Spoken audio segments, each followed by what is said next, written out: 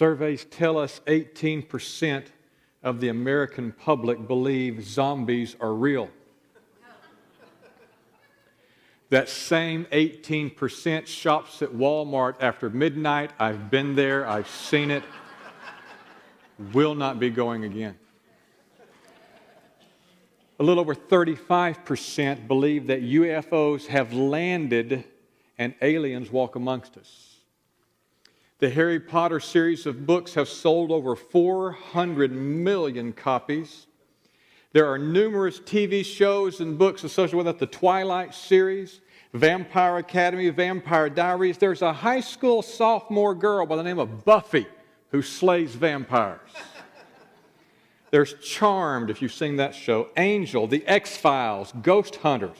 All of these and different TV shows dealing with the paranormal and the supernatural. And of course, there is Star Wars. I want to take the next couple of Sundays as we start 2016 and talk to you about the real Star Wars. For today, what I want you to get when you leave today is the understanding that everything visible and physical is the result of something invisible and spiritual. Now, let me say that again. Everything visible and everything physical is the result of something invisible and spiritual.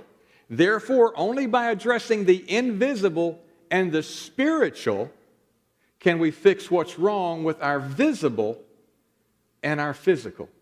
Now, I need that to sink in for just a little bit here this morning.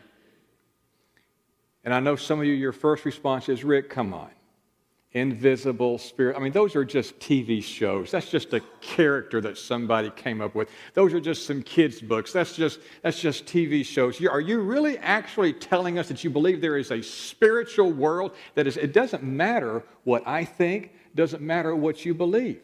There are people out there who would rather not deal with this topic. There are those who would like to ignore this topic. There are some who think we are too sophisticated now to deal with this topic. We're too educated to talk about angels and demons. How in the world can you even go down this road? If we talked about this publicly, somebody would think we were so foolish. They would think we were part of the 18% that believed in zombies. You can't be serious about this.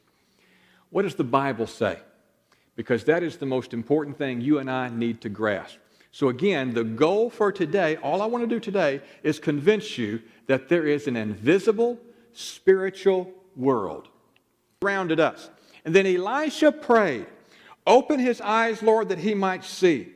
Then the Lord opened the servant's eyes, and he looked and saw the hills full of horses and chariots of fire all around Elisha.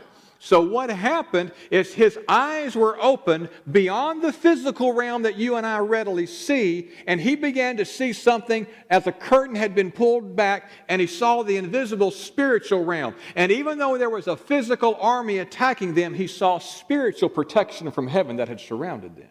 Evil. Now, we don't know what this resistance looked like. Paul's going to call it wrestling in the New Testament. We're going to see that. I don't know if it's Greco-Roman wrestling. I don't know if it's MMA. I don't know if they had lightsabers. We don't know what it was like. But there was some kind of resistance in the heavenlies that was there. So what we do know is that there was an invisible spiritual realm, two opposing forces against each other, light and darkness, good and evil, heaven and hell, and God's side won. Now, some of you in this room, you live in a municipality. You live in an area where there is a smaller government that takes care of the problems in your neighborhood. That's what a municipality is. It has a governmental structure and it resolves local problems. Paul says there is a principality. So we know what a municipality is. What is a principality? A principality is a spiritual jurisdiction over a physical territory. And Paul said, this is where we do battle. Our battle is not with flesh and blood. Your problem is not your in-laws. Your problem is not your next door neighbor. Your problem is not your employer. Your problem is not your employee. Your problem, your struggle, and your battle is in the spiritual realm. It's in the principalities and the powers. And having disarmed the powers and authorities, he made a public spectacle of them, triumphing over them by the cross. Now, powers and authorities here in Colossians chapter 2, it's the same Greek word that Paul used in Ephesians chapter 6 when he said we don't wrestle against flesh and blood, but against principalities and powers.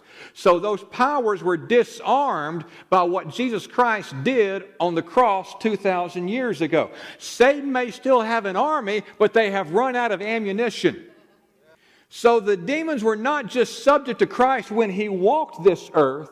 Peter says they're now subject to him even when he's up in heaven sitting at the right hand of God the Father. So the issue is not whether you have power over demons. The issue is, do you know Jesus?